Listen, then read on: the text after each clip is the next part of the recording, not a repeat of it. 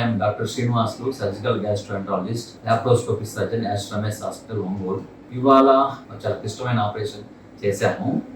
అదేమంటే 70 సంవత్సరాలు ఒక లేడీకి ఏంటంటే లార్జ్ హయాటస్ హెర్నియా టైప్ 4, అంటే స్టమక్ పేగులు అన్ని డయాఫ్రమ్ దాటి చెస్ట్లోకి పోయినాయి. దానివల్ల ఏంటంటే వాళ్ళు తిన్నప్పుడు ఆహారము పైకి రావటము, వాంతి రావటం అని జరుగుతుంది. ఆమెకు 1 సంవత్సరం నుంచి ఏది తిన్నా వామిటింగ్ రావటం, జీర్ణం అవ్వకపోవడం ఉంది. దాన్ని మేము ఎండోస్కోపీ చేసి గుర్తించి లార్జ్ హయాటస్ హెర్నియా అని డయాగ్నోస్ చేసి దాన్ని లాప్రోస్కోపీ ద్వారా hiatus hernia repair and fundoplication operation చేశాము. చేసిన సెకండ్ డే నుంచి ఆహారము ఇస్తున్నాము. బాగా టాయిలెట్ చేస్తుంది. ఇప్పుడు 2 వారాలు అయింది. ఇప్పుడు అంతా బాగుంది. ఇప్పుడు ఆహారం తిన్నా కూడా వాంతులు ఏం రావట్లేదు, బాగా జీర్ణం అవుతుంది. ఆపరేషన్ ముందు ఏదైనా తిన్నప్పుడు ఇట్లా వామిటింగ్స్ అన్నీ వచ్చాయి కదా, ఇప్పుడు ఎట్లా ఉంది ఆపరేషన్ అయిపోయిన తర్వాత?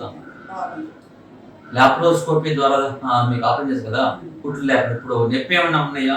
వాటి దగ్గర ఏం లేదు.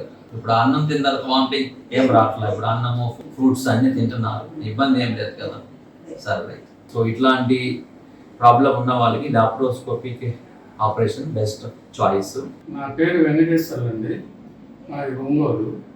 మా మిస్సెస్ సుమతి, ఈమెకి గ్యాస్ట్రిక్ ప్రాబ్లము వస్తుంది. దాదాపు 7-8 నెలల నుంచి గ్యాస్ట్రిక్ ప్రాబ్లంతో బాగా, అంత క్రితం కూడా ఉండింది.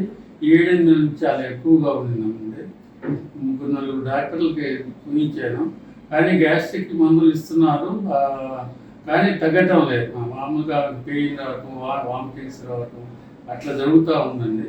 మాకు అనుమానం వచ్చి ఇక్కడికి రమేష్ హాస్పిటల్కి వచ్చామండి. మా డాక్టర్ ఉప్పలపాటి శ్రీనివాస్ గారు ఎండోస్కోపీ చేసి చూశారు. ఎండోస్కోపీలో కూడా చాలా ఇబ్బందికరంగా ఉంది ఎండోస్కోపీ చేయటం కూడా.